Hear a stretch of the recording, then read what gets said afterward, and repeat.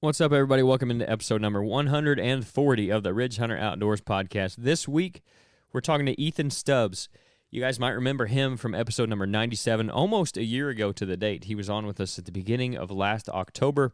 At that time, he was still working with Bill Winke on his Hoyt's Bowhunting Whitetails show. Now, he is doing his own thing on his own YouTube channel, Ethan Stubbs, and he's working for the High Point Land Company full-time now, selling land up in Iowa, hunting ground and stuff like that.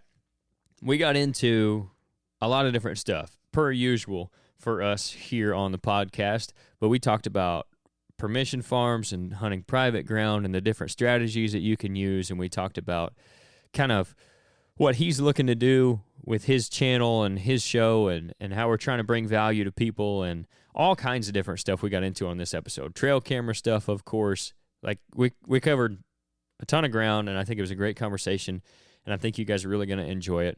So let's get into it on episode number 140.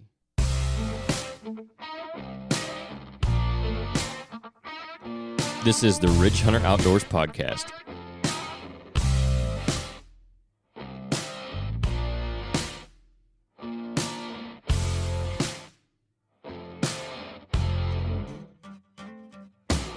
All right, man. Last time we talked was, it was just over a year ago, maybe. I think it was last year. You were basically running a camera, working with Bill on his Hoyt's Bowhunting Whitetail series, and I know you're off doing your own thing now. So let's back up a little bit. And when did you break off from that? Was it after last season ended? And then how did you kind of decide where you wanted to go from there? Yeah, I mean, it really wasn't like a break off or anything. Well, yeah, it sounded kind of harsh, but no, we both kind of decided like, hey, I do land real estate sales, and that takes up a ton of my time. Mm-hmm. And so it was just going to be hard to focus on, being able to film Bill as consistently as what I needed to. And we still talk, 3 or 4 times a week, and I still plan on helping him behind the camera a little bit this fall, especially if I tag out. Right. But so, yeah, I would say a lot of the kind of going off on my own, or, it's something I've always wanted to do, but it really stemmed from me needing to dedicate more time to my land real estate business and continuing to grow that. Yeah, for sure. So are you working with a company up there and you're... Yeah. So I work for High Point Land Company. Okay. And I sell hunting farms basically all over the state of Iowa, southern Iowa, northeast Iowa. I don't discriminate. I'm willing to travel anywhere and help anyone out. Well, I think that's probably the way you have to be in that business, right? Right. Yeah. And there's some guys that, really stick to one county or 2 counties, and, I guess if it works for them, it works for them. But, I just like chasing deer all over the state. Mm-hmm. So, I enjoy traveling and seeing different areas and neighborhoods and meeting new people. Yeah, for sure. We got a partner on the podcast that works for Midwest Farm and Land down here. Mm-hmm. And we try to bring him on a couple times a year, and we'll talk about the market and stuff and what he's seeing and things like that. But how long have you been doing that now? Yeah, so I'm basically coming up on 2 years now. Okay. I got done with school and got my real estate license, and then started doing the media work for High Point.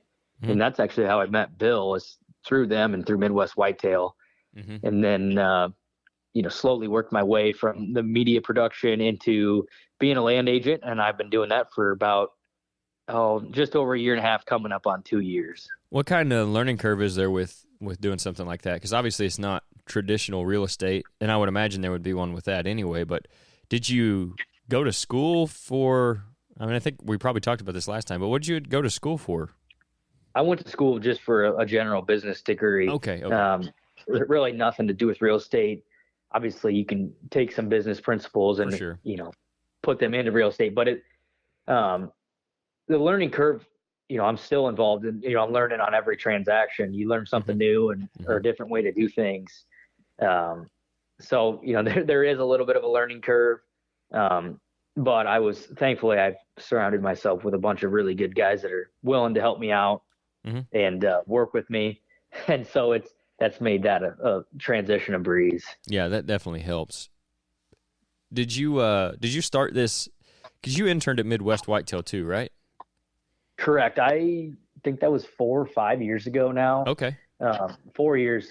Yeah, because I filmed Bill for 2 or 3 years. Mm-hmm. And so I filmed Jared Mills for a season when I was a Midwest Whitetail intern in 2020. Okay. Yeah, we talked to Jared a few episodes ago, actually. Oh, I got you. I think he actually mentioned something about that. You guys played baseball at the same school. Yeah, it was pretty crazy. Like him being way up there in Iowa, and I mean, I'm 2 hours from the place, and you just don't know a lot of people that went there, so that was kind of crazy. But he was a cool dude. I'm sure that was a pretty fun year, and obviously could stand to learn a lot from a guy like that too. Yeah, I know he's awesome, and I mean, we've continued to be really good friends. I mean, we talk all the time, and we actually went to Kentucky and hunted together this year. Okay. And then we hunted Nebraska turkeys with the Elevate Tree Stand guys last year, and so that's probably one of the most valuable things I got out of the internship was just, was the relationship with Jared, and he's not only a good friend but a really good role model, and someone that's always willing to help me out, with anything a guy needs. So It's good to have guys like that are helping you out. Yeah, it's all about relationships, right? Like it's not. Right. Everybody always says it's not what you know, it's who you know, and that goes for a lot of different things. Oh yeah. It's nice to have those kind of people, and even especially, just when you get into talking about hunting and deer hunting in general, like having somebody that you trust as well that you can bounce ideas off of or go through scenarios with, and like if you come up with certain problems or trying different stuff, you can bounce ideas off of them. Like it's nice to have those kind of people. Oh, I know. I feel so fortunate. I mean, every deer hunting situation I could ever think of, I can either ask Jared Mills or Bill Winke. Bill Winke. And yeah, I mean, I can call them both at any time, and it's just like, holy smokes! I realize how lucky and fortunate I am to surrounded myself with those guys, and be able to talk strategy with those guys, and it's just building great friendships more than anything. And trying to be a good person and just do the right thing, and that goes a long ways. Yeah, that's one thing that, while there is some animosity or whatever throughout the hunting industry, and there's always those guys that no one really can get along with, there's so many people that we've met that you just become friends with, and you can kind of build that relationship around hunting, around the outdoors, and then like you end up making some of the best friends you've got.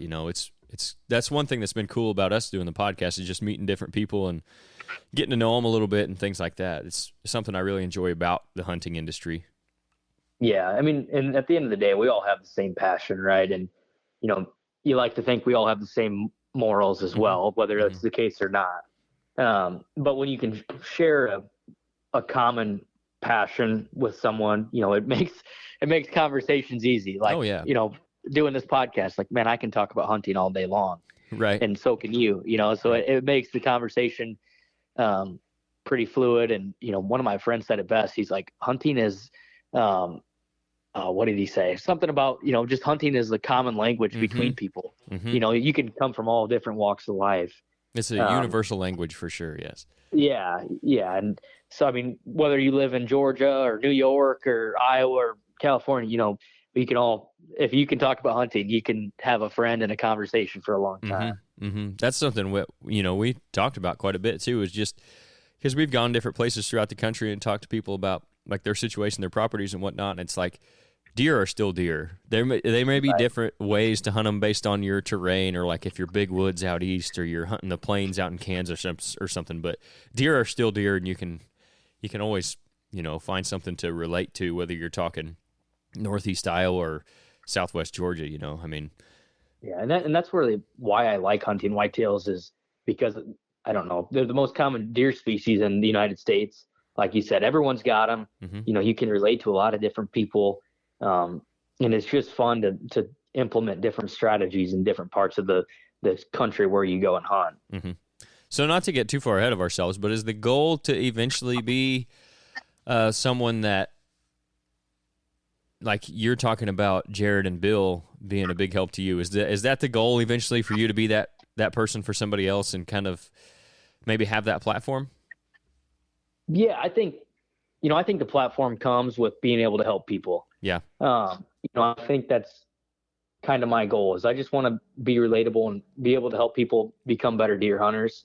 That's my goal. And then, if the platform comes, it does, it comes. I'm not worried about that. And I don't want to force anything because, I'm a firm believer if it's meant to be, it's meant to be. And, we're kind of working on God's timing. So there's, I don't know what the future has in store, but I know I love hunting more than anything. And I enjoy producing content. And so that's kind of my plan, is just to continue to produce content and try to help people become better hunters. And if people see value in that and, want to continue to follow me and I grow and, have a platform or an audience, I'd be tickled pink and just it'd be a dream come true. Yeah.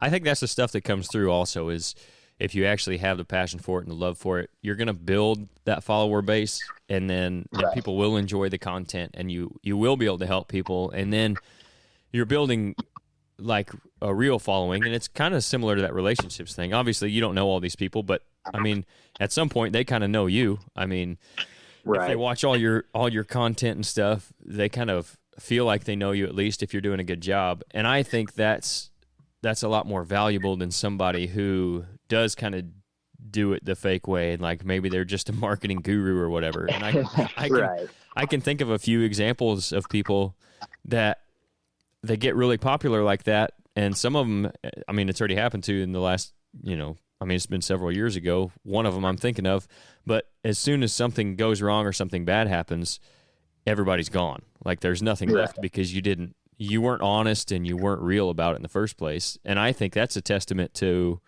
we were talking about Bill, what he's done. I mean, he built all that at Midwest Whitetail, just like you're talking about how you want to do it. And then he leaves. I mean, he was off the map for like 2 years basically. Yep. And he comes back and now he's still got just a really solid following and it's continuing to grow again. I mean, that's a testament to doing it the way you're talking about. Yeah. And one thing I want to implement from Bill's channel is, not just growing an audience, but growing a community of people who are going to come back and, and be able to conversate about deer and go into these higher level conversations about, passing deer or growing deer or farm management or, whether I film my stuff or not, I'm still going to be out there doing it. And so I just want to have a good community of guys that, one, enjoy the content that I'm producing, and two, that are, high level bow hunters that have the same passion and ethics that I do. So was it when you kind of decided you needed some more time to focus on your land sales and stuff, did you know right away that you were going to keep filming and producing your own content? Like, was that always kind of your plan? I don't know. I just know I really enjoy producing content. Like, that's why I got into Midwest Whitetail. I used to film my hunts with my mom's camera when I was in, freshman in high school. And so just because I wasn't filming for someone else, I was like, you know what, I should, I'm going to continue that because that's my passion, is just, filming, producing stuff. And a lot of guys film their stuff, but really hardly anyone actually edits it and post it on YouTube. And I'm like, well, I'm not going to just do half the job. I'm going to go through it. I'm going to edit it, put it on YouTube. So that way someday, you have a family or whatever, and I can go back there and watch myself documenting this whole, start to finish 2024 and 2025 and 2026, right. Every single year. I just think that's going to be really cool. And, that's kind of my style. It's just being able to document the stuff to go back and look up and watch it over. Yeah. Yeah. I really enjoy that production part of it too. And going in, it can be long hours sometimes, but when you get done the finished product and you feel like you've accomplished something and when it kind of all comes together, whether you ended up killing something or not, or like, depending on how the hunt was, you can still like go in and do the work and make the end product something of value, whether you shot something or not. Right. So I enjoy that part of the production side of it, and like the voiceovers and things like that, and just all the little edits that go into making something that people want to watch. I think it's a lot of fun. So I get that for sure. And you're kind of doing that on your own channel now. Is your YouTube channel Ethan Stubbs? Is it just Ethan Stubbs? It's my name. Okay, that's what I thought. And you're doing pretty good so far from what I've seen. if you guys are looking for your own piece of ground to manage and hunt, Rodney Hawkins is a guy you need to talk to. He grew up hunting and fishing in Southern Illinois, and he's now putting that love for the outdoors into selling recreational properties as a land specialist with Midwest Farm and Land. Midwest Farm and Land isn't your average real estate company. They do residential properties, but they also do a ton of recreational property sales as well.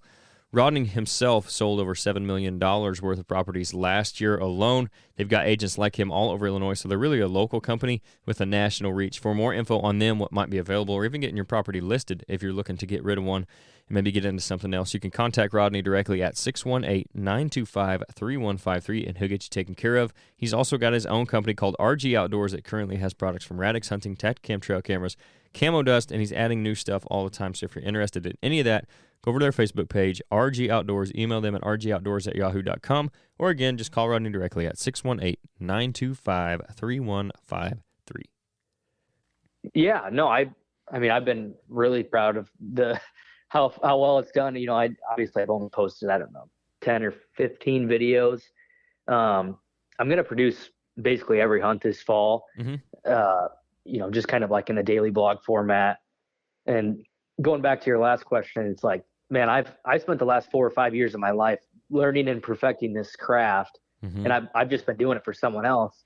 And I'm like, well, geez, that'd be kind of a waste of time if I didn't actually try it for myself, you know, and bet on yourself. And so that's another thing. I was like, you know what, I'm gonna bet on myself and just try it. I mean, if it doesn't work, it doesn't work. I'm still gonna go hunting. But you know, I think it's cool, like I said, just to be able to have that stuff. And yeah, some of my videos have done well. I did a first time food plot series this summer, and basically just went through the first time I've ever planted a food plot on a permission farm, and you know, basically from taking it from start to finish, the finished product. And that was kind of my off-season series. And then now I just am going to have, like I said, a daily blog, or, you know, a few days of hunts stacked on top of each other.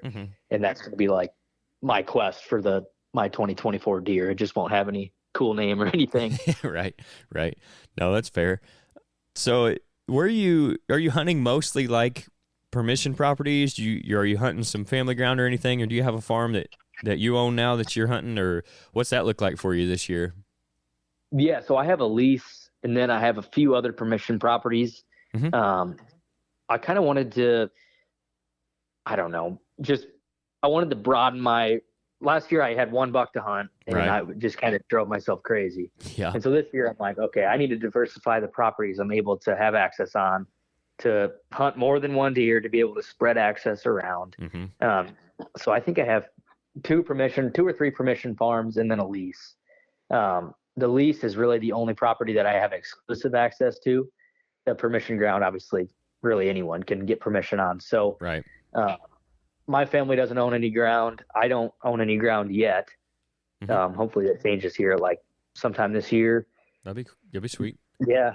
So I'm trying to find a property right now, you know, 30 to 60 acres, somewhere in there. It's just trying to find the right piece and something, you know, you can make money on, and try to get the ball rolling. Right. That's what I want to do. Yeah, for sure. So the lease is definitely nice, because I assume, like, well, I guess it depends on the lease. Do they allow you to do anything with that as far as food plots or anything like that goes? They do. They have kind of a unique farming operation. So a lot of the work ground I don't mess with, just because they have like some, I don't know if it's organic, but I just don't want to mess that up for them. Right. And so, but there are some spots to where, you know, in the timber, you know, there's little openings to where I could, you know, so I've done that. I did a poor man plot this year where I just went in and seeded brassicas and fertilized, and that turned out really well. So that's kind of the extent of my food plot on my lease. But, you know, maybe if they ever go back to conventional, or, you know, we could work out some sort of an agreement with that guy. Right. You mentioned the permission property is kind of like anybody can get permission to hunt it. That's something that I've ran into sometimes on some permission pieces. It's really, I mean, it might as well be public ground in some places, right? Like sometimes it's worse. Yeah, it can be, for sure. Because I mean, a lot of times there's not as many acres, so you can't get away from anybody, and then that's right. Everybody thinks it's their own spot or whatever. We've we've talked about that before with using, because a lot of times on permission properties, you can't do anything with them. Like on one piece that I've got permission to hunt on, I broadcast into their standing corn or standing beans, depending on what they've got, obviously, that year. But that's about the extent of what I can do as far as like habitat improvements or food plots or anything like that. So you can't do much. So I try to, as much as possible, take some of those strategies that guys are using to be successful on public ground and implement those on those permission properties, because I think that can be really beneficial. Because like you said, I mean, sometimes it's worse than public ground, so you got to get a little creative. Right, and that's kind of the funny thing too. It's like, if you're like me, we watch deer management videos all the time, and that's what you want to do. And then it's like, man, how do I implement this on the property I actually hunt? And it's so tough to be able to, because for one, you're probably planting a food plot for someone else to hunt over. And, this year I'm like, I got to wipe my mind free of that. I just want to see if I can grow something. And it makes for fun hunting when you can see 25 deer a night. And they're coming to you. You're not just, shooting them as they're pass by. So that's definitely something I'm going to continue to use going forward. And like I said, hopefully have my own property here at this time next year. And, just continuing to, work on the deer management side of things as well. Yeah. That's where it gets really fun, I think, is because like you said, we watch all these videos of guys doing it, and the most ground that I can actually mess with like that, we've got a little 10-acre piece that I can do pretty much whatever I want on, and there's some ground around it that kind of trying working on getting, hopefully maybe at least get a lease on it, and then maybe potentially buy it in the future, just so I can do some more of that kind of stuff. Some of the guys on the team have, like Nate has 100 acres that he gets to mess with, and it's a lot of fun just, game planning with him on what he's doing and talking to him about that and helping him out. So if you can get your hands on your own piece of property, then, it gets really fun at that point, I think. For guys like us, there's some people who probably don't want that, and they don't want the added stress maybe of having to worry about it. They just want to go into a permission farm and sit in a tree and hope something comes by, or they want to go to public. But for me, it sounds like where you're coming from too. That's kind of the ultimate goal, is to have something that you can really put your fingerprint on and improve it for, and not just deer, but wildlife in general. Right. Yeah. I like turkey hunting too. And so it, like you said, it's just being able to improve a property and improve the value and kind of reap the rewards when you do go to sell it. It's like, that's what a guy's after. At least that's what I'm after. I think that's the coolest thing a guy can do. And, there's been a lot of people who have done that and have done really well at it. And so did you guys, you mentioned turkey hunting there, and you said you guys went out to Nebraska this year. Did you do any good out there? Yeah, Jared killed one the second day of the season with his bow. And then Josh Sparks and myself actually went back out there to a different farm the opening weekend of gun season, and we doubled up. And so that was a really fun hunt. There's so many turkeys in that neck of the woods. It's awesome. It's my favorite trip of the year. Yeah, I got a buddy that goes out and they do public land stuff out there in Nebraska, and it was either this year or last year they didn't have much luck, but in years past they've just talked about how crazy it is as far as the birds go, and then it's so much different terrain from what we're used to. So I'm sure that's a cool experience just to get out there and do something a little different. Yeah, it's like kind of box canyon country where we're hunting. There are some big ag fields, but all the turkeys are obviously down in the canyons, and it's kind of like, I don't know if they're true Merriams or not, if they're a mix between Merriams and RHOs and probably some Eastern even. Right. But, we have a blast. We've been doing that trip ever since my intern year at Midwest Whitetail. And awesome. Yeah, like I said, that's one of my favorite trips of the year. What about down in Kentucky? Did you and Jared do any good down there? No, we did not do any good. We didn't have any good encounters or anything. Were you hunting? We hunted hard. Private ground down there?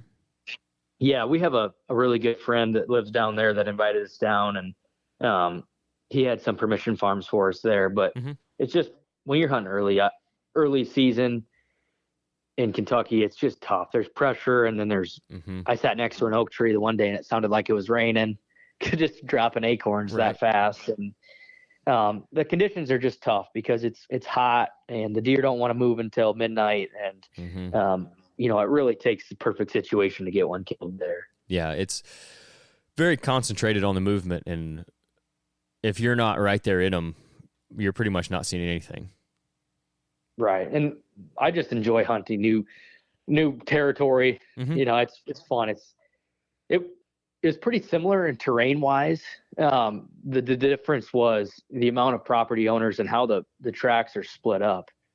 What's one tract in Northeast Iowa was 7 tracks down there. And it's like, and I don't know how you guys get any deer to maturity down here, but there obviously are some giants there. And it was still a fun time. Well, we did some work on a couple farms. One of them was Western Kentucky, and one of them was like not quite southeastern, but it was very deep South Kentucky, like almost to Tennessee. And the difference in terrain between the two was pretty crazy. One of them obviously was more outside of the Appalachians and very, very rugged country in parts of it. And then the other one it looks a lot more like what we're used to here.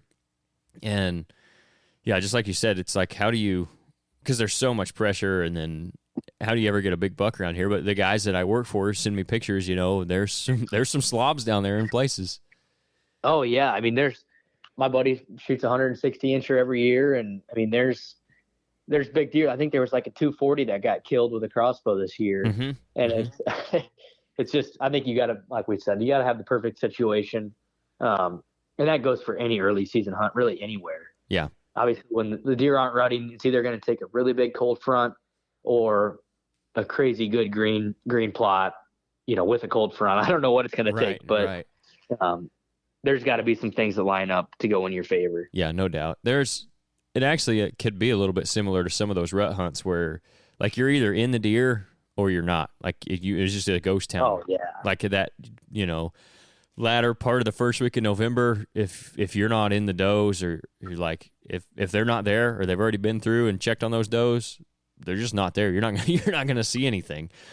Very similar down there. If you're not either close to where they're wanting to bed, or like you said, get a cold front coming in, and you've got a good green food source like high pressure day or something, it's going to be really tough. But it is exciting to go down there early, I'm sure, and be able to hunt before a lot of people can even get out there, right? Yeah, it's just fun to be in the tree. I mean, it's September 1st is, I don't know, you wait all summer on cameras, and it's like you're just itching at the bit. And so even if you don't even see a deer, just to be sitting in a tree stand and, feel like you're hunting again that's worth it to me. Yeah, and that's a situation too where, especially if you're filming, it's good to get down there probably early and knock the rust off, because, like, inevitably for me, the first time I go out, I forget something. Like the first hunt of the year is usually a crap show. Every time. Yeah. So it's good to have somewhere you could go early and knock the rust off of that too. And not only that, but especially when you're doing hanging hunts. Oh yeah. Like the first day I got in there, I think I forgot 2 of my straps. So I was hunting 3 sticks and 1 strap on my stand, which it's just good like, thing you're not a very big guy. That could have been sketchy. Yeah. So I'm like, man, this is why you come here and knock the rust off. Because exactly, when you hunt in Iowa in November, it's like you do not want to be having these mishaps then. Yeah, no joke. We got a couple of guys that I wouldn't even let put 1 foot in a stand with only 1 strap on it. Yeah, I had an 8er, which helped me get probably 14 feet off the ground. Yeah. But the second day, I'm like, hey, I can't forget those straps again. I got to get a little higher, especially when you have, you look up at the stand and you have a camera arm and a backpack and a bow. It's like you have to be able to get high enough to be able to move enough to produce a hunt. Yeah, if you don't have just like if you don't have really good cover, you better be up there a little bit with all that stuff and trying to be able to move to get a camera on them. That's an element that, whether you're self-filming or you have someone in the tree with you, because obviously that's just another body and more movement. It's something people I don't think realize the difficulty it adds if they've never done it. Our partners at Flambeau Outdoors have some of the best solutions in the industry for your decoy and storage needs.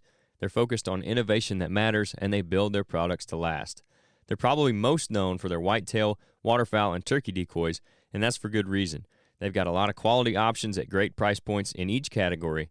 The Boss Buck is a personal favorite of mine in their whitetail line, and I've been throwing their Stormfront mallards in front of duck blinds for years now. Don't sleep on their storage solutions either, though. Whether it's fishing tackle, firearms, ammo, or archery equipment, they've got you covered.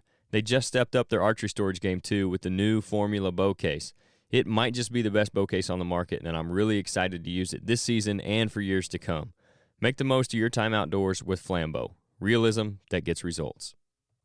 Oh, absolutely. I mean, last year I hunted with the cameraman a bunch with Carson and Alex, on Bill's show, and that's at least 4 times harder. You can't even hunt the same trees that you would normally hunt. It's like, I learned that lesson the hard way, and it's like, holy smokes, we were always getting busted, and I have enough cover for one guy and minimal movement, but when you have 2 guys and a camera arm and, swinging around the tree, you literally cannot hunt the same trees you can hunt normally. Nope.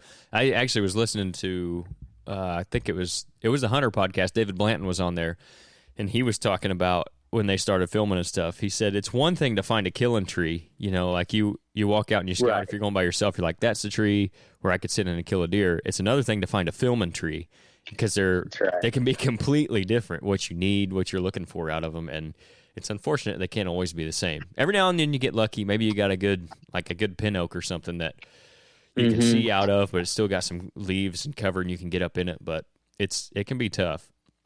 Yeah, pin oaks are really nice. Like hard maples I found are really good because they have like branches everywhere and just something to break up your outline.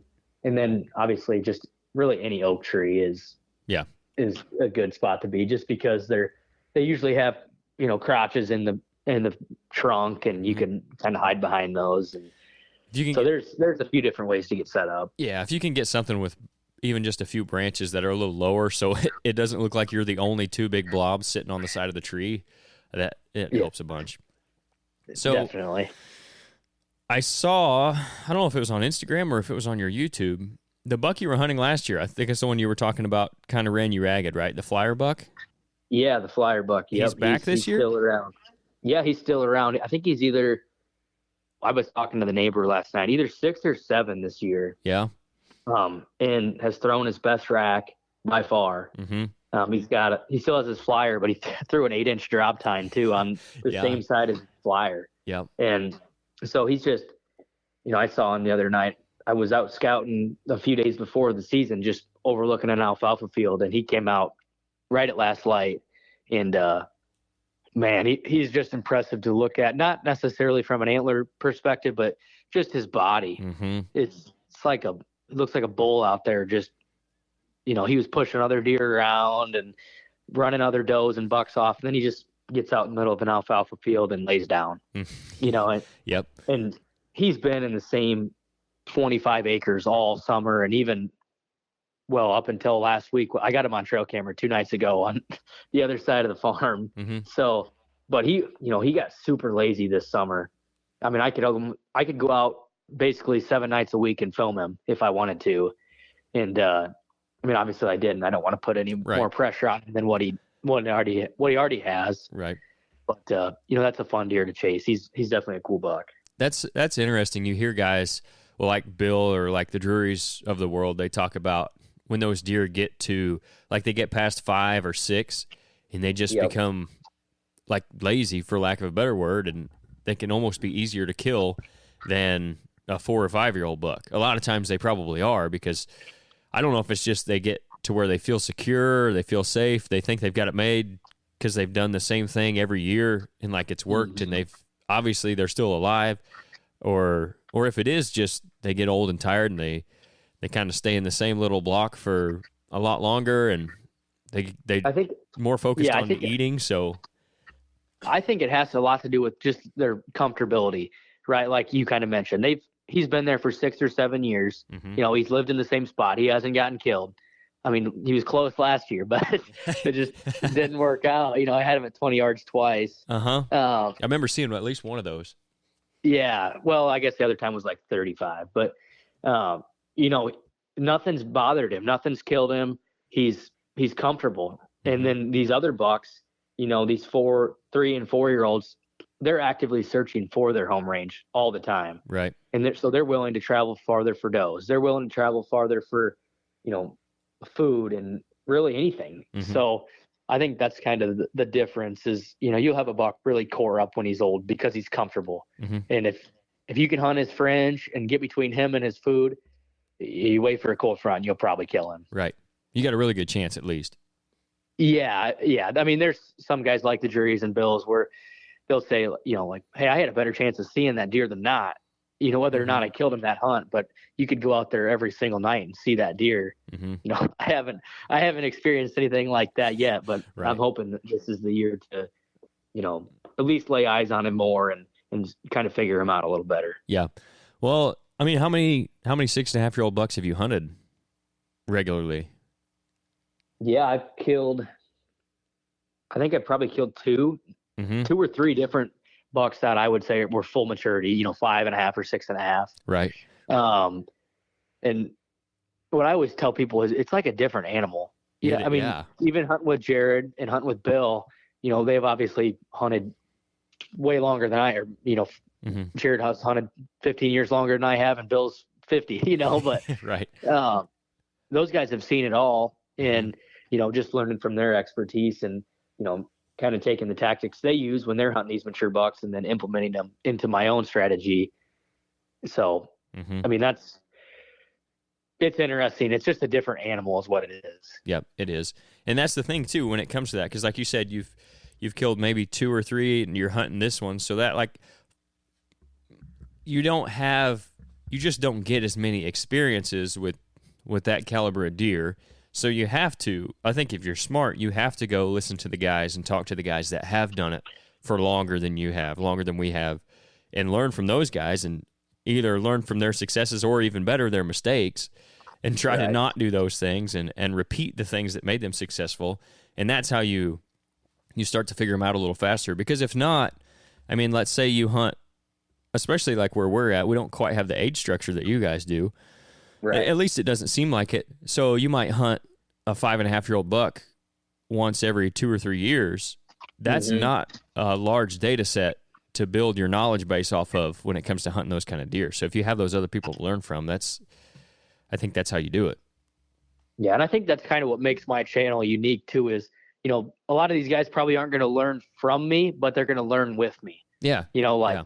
I'm out there cutting my teeth just, like a lot of guys are. And so that's part of the reason I wanted to make my channel is, for young guys like myself and you and really anyone, it's like, okay, you can watch me. I'll make the mistakes for everyone. I don't care. Yep. You guys can watch me and I'll talk about strategies from what I've known and the people I've met. And you guys can implement it into your hunts however you want, and, continue to learn with me. I think that's kind of the cool part. And that's kind of what my overall goal for the channel is. Yeah. That's a cool angle to come from too, because you're not going to see a ton of that probably. Most people either, and especially, I mean, your age up to my age, that, mid to late 20s range, especially if they've got a camera in front of their face, they want to act like they know it all, whether they do or not. Yeah. And everyone thinks that they know it all. And it's just like, man, I know that I don't know it all. That's big right there. Yeah. Right. I've been blessed. I grew up in Northeast Iowa. I've killed, 3 bucks that are in the 170-inch range, right? I mean, I've killed some good deer, but it's like, man, I still have so much to learn, and I just want to continue to get better and better until I can become like the ultimate hunter, just be as deadly as what Bill is or what Jared is. Right. And, like I said, I just want people to learn with me. And so hopefully everyone can get to that range, hopefully just not my neighbors. Exactly. Right. Man, that like, in all honesty, that's something that I struggle with, putting deer on film or on camera, because I know there's certain people that know where I hunt no matter how much I try to hide it or whatever, or like sharing trail camera pictures. And it's like, but it's kind of a necessary evil, I guess. If you're trying to produce a good show, you have to do that kind of stuff. Right. And I kind of go back and forth on that as well. I don't show every single deer that I have ever had on camera. For sure. But, there are some deer that I'll show. And at the end of the day, I'm like, you know what? It's a wild animal. If he goes out to the road and gets hit by a car, or if he walks in front of the neighbor and the neighbor shoots him, like, I'm going to be happy for that guy because one, he killed him. I wasn't even able to.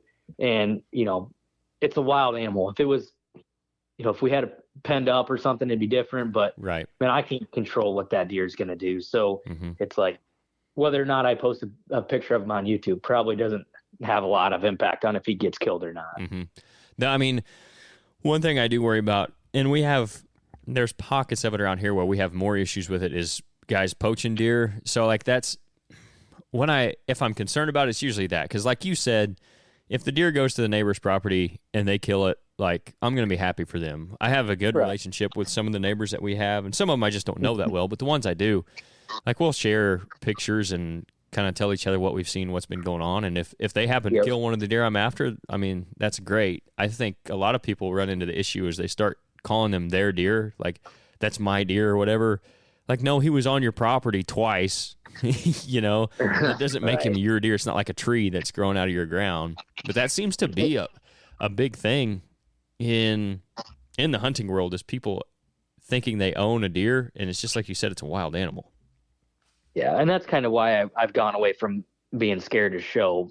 Like I said, I don't show every deer. I'm full and honest about that. But a lot of the bucks where it's like, I'm like, okay, I don't own that deer. I think it's cool that he's a 6.5-year-old buck, and I think people can learn from this chase of me hunting him. I think that's kind of the best part. Yeah, and it also builds the interest too, because you can tell people all day long that you're hunting a 5.5 or 6.5-year-old deer, and that's great. But if you don't ever actually show them, you know, a trail camera picture or footage of him, then why would they keep coming back and watching? You know, and then they're not gonna learn anything because they're not watching. So you definitely have to do it to some extent. For sure. People are visual, especially on YouTube, of the clickbait era. People want to see a deer in a thumbnail, you know, preferably dead, but if not dead, you know, at least a big one on camera or something. Otherwise, you really, this isn't right. But if you're not showing big deer, you lose all credibility from a lot of guys. For sure. It doesn't, just because you have big deer to hunt means that there's big deer on your property, not that you're a good hunter. Exactly. And so that's kind of where I'm at with that. Yeah. I know a lot of people who have a lot of big deer that they never kill, but they could get a lot of footage. But I'm the same way. If I see a thumbnail, and usually mostly because of time, if it's not somebody I know, like, it won't get me to click it unless it's just a really big deer or something, or I've heard about it, you know. But like, if it's somebody I know, like you or Jared or Bill or whatever, and I see a nice deer, I'm going to watch that video, because even if they don't kill it, I like watching the deer and watching the way they act and their behaviors and stuff and their body language and all that. It's just fun to watch whitetails do what they do undisturbed, and sometimes disturbed. You know, it happens occasionally. But I think there's still a large amount of people that are the same way. They just like watching deer, whether you end up killing them or not. Yeah, and that's kind of the approach I'm taking on my channel. Like, I don't want to overproduce any of the stuff. I think deer footage of like 4K, 120 frames per second, slow motion deer footage is the coolest thing ever. You know, I'm maybe weird in that, like, slow motion, but, you know, I think that stuff is cool. And so that's what I want to watch. So that's probably what I'm going to produce. You know, obviously, if I'm receptive to feedback, if the audience likes, you know, a more produced hunt or whatever, I'm fully capable of doing that. But like you said, I just like watching deer, and I think people get a kick out of feeling like they're in the tree with you. That's a big thing. And if it wasn't something that you enjoyed watching or that you wanted to do, it wouldn't be as good either. Like, if you were trying to get video or produce something that you were doing it just because you thought that's what the audience wanted and not necessarily because you wanted to do it, or at least some combination, it wouldn't be as good. And that's how people get burnt out too, is means doing stuff that, you know, they're really not 100% in on. And, you know, I don't want to get to that point. Hunting is what my number one passion and what I enjoy doing more than anything. You know, I don't want to ever make it into something to where it's less enjoyable than what it needs to be. That's something to what you talked about, like not being overproduced or anything. I do think there's some people out there that they get great footage, but then they overproduce the episodes or the show. And some people, I mean, a lot of people like that. It's not for me. And I kind of try to find some balance. Like, and you're doing the same thing from what we've talked about. You want to have some production value, but not too much. And it's very similar to also what Jared's doing. And I think what people like about what he's doing, he gets, like, he could be a National Geographic filmmaker, you know, like some of the video he gets. But people enjoy watching that. Just pretty raw, not incredibly edited video of those bucks doing what they're doing. Like that video he had of that slow motion video of that buck working a scrape the other day. Mm-hmm. Unreal. I mean, that's the kind of footage that you're hoping to get when you go out there. Yeah, I don't know did you guys talk anything about it, the sense that he has produced? He hadn't released him yet. He mentioned that he was getting ready to. So no, we didn't get into it too much. Yeah, we've been working, or I guess not we. He's been working on that for a while. He gave me some of those scents to try, and I've been using those all season. So that's when he sent me that video, I was like, dude, that's like the coolest thing I've ever seen. Yeah, it's so especially cool. For a marketing perspective for a deer scent company. Yeah, it's like, dude, what else? I mean, that's everything you need is right there. It'd be hard to beat that.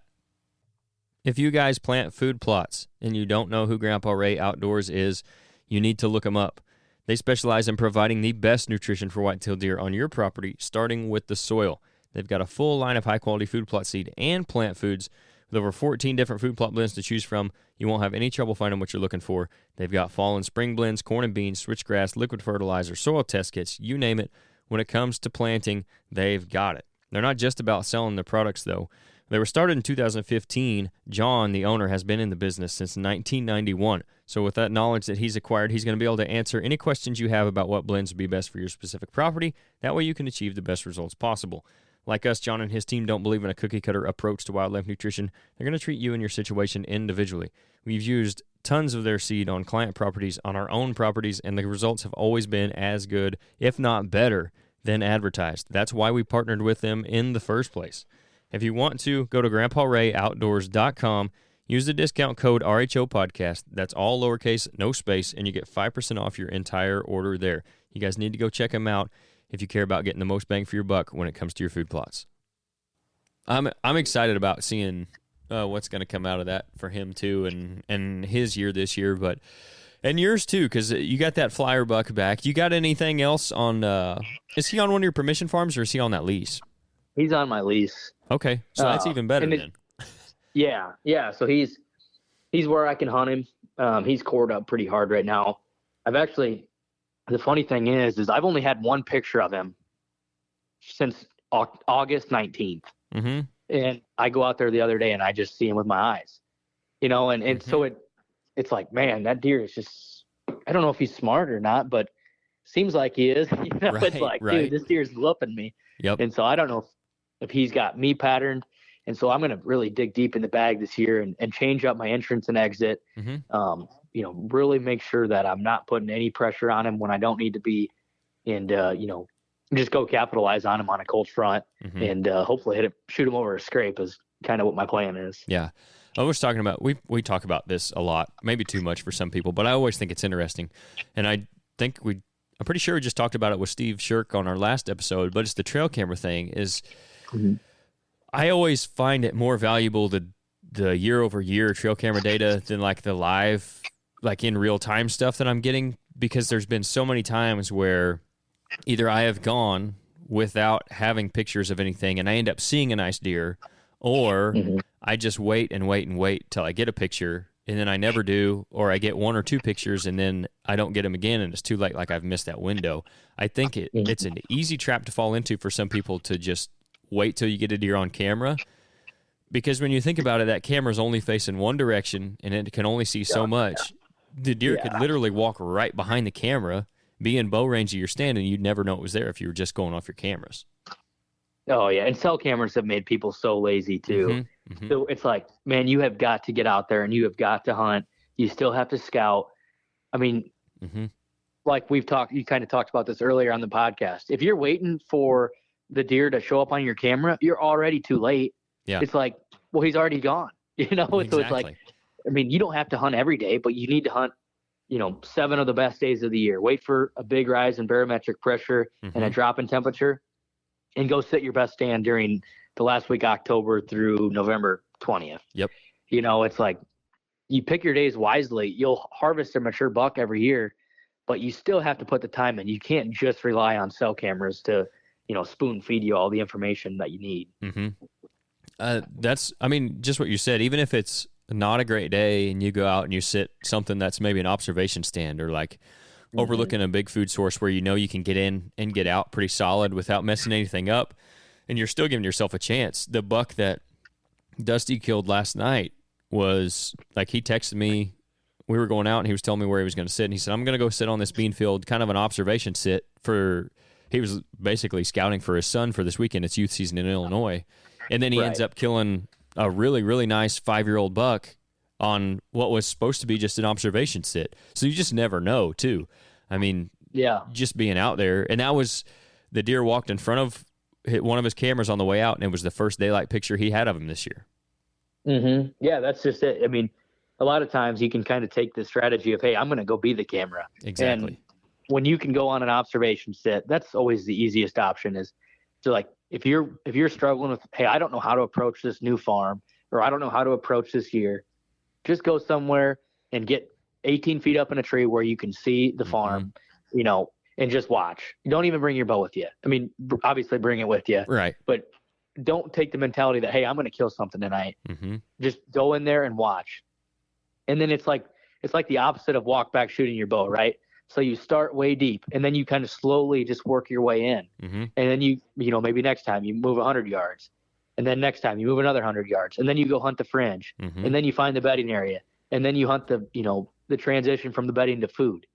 You just got to be so careful, because you could just dive in there and blow everything out. But that's just, in my opinion, that's not the way to harvest mature bucks. Yeah. Me and a couple of the guys were talking about this recently, because I forget who the guy even was now. I can't remember his name, which is probably not great, but he just killed a really nice deer, and they sent a TikTok of him talking about how he did it. And I guess he's one of these guys that's like super ultra aggressive and goes in tight to their bedding. And is that Whitetail Strategies guy? Maybe. He had like 19 cameras on this little 15-acre patch or something. That's what it was. Yeah. Yep. So, and that's the thing about hunting too. And I mean, this is the disclaimers. Like, there's never a never in hunting, right? Exactly. It's not like, yes. I mean, what works for some guys isn't going to work for other guys, and what works for other guys isn't going to work for, so it's like, you got to do what works for you. There's so much education out there. Just find a guy you like and try to implement their strategy, but also use the knowledge that you have. And, because it's a wild animal, like we've said. There's never a rule that says, hey, this deer has to do this. There's so much nuance to it. And I'm not saying that guy is this way, because I don't know that he is. And I really didn't know him before that. But the issue is, and the disservice that I think happens, a lot of guys will do it this way, and they'll tell you like it is the way, and you have to do it this way every time. And I mean, we said earlier, deer are deer, but still your property may not set up to do it that way. We were talking about that guy or that situation specifically, and you have to have so many things go right to be able to use that kind of super aggressive strategy. And it's what a lot of public guys do, I think. But in that case, or in the case, even if you're private land, you have to have plenty of area to find enough bedding where you think that buck's bedding, because he's not going to bed in the same place all the time. So you have to have enough acreage to where you think you can find multiple beds of that deer, and then be able to get in there without letting him know that you're there. And then on top of that, you have to have another buck to go hunt, because there's a good chance you're going to blow that one up. And then if you would have done that on that deer last year, I mean, what are you going to do? Right. Right. Yeah. It's like, you don't have another deer to hunt. You got to go. Exactly. I mean, I could have went and hunted public somewhere and, found something, but like that guy, that strategy has obviously worked for that dude. He's killed a bunch of big deer, and I mean, if that's what works for you, do it. I think, like you said, there's nuance to everything. But if you're listening to this and you have a strategy that has worked for you, don't listen to what anyone else says. Just continue to do it, and you'll continue to be successful, because each property is a little different. Each county, state, whatever is way different. And so you just have to use what works best for you and your situation. I actually think it might have been Bill I heard say this.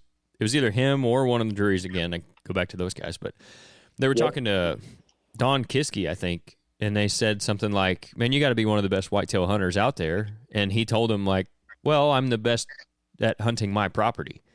Like, right. It's just what you're talking about. If you've got something that works for you on your specific property, then why would you do anything else? Change it. Exactly. If it's not broke, don't fix it kind of thing.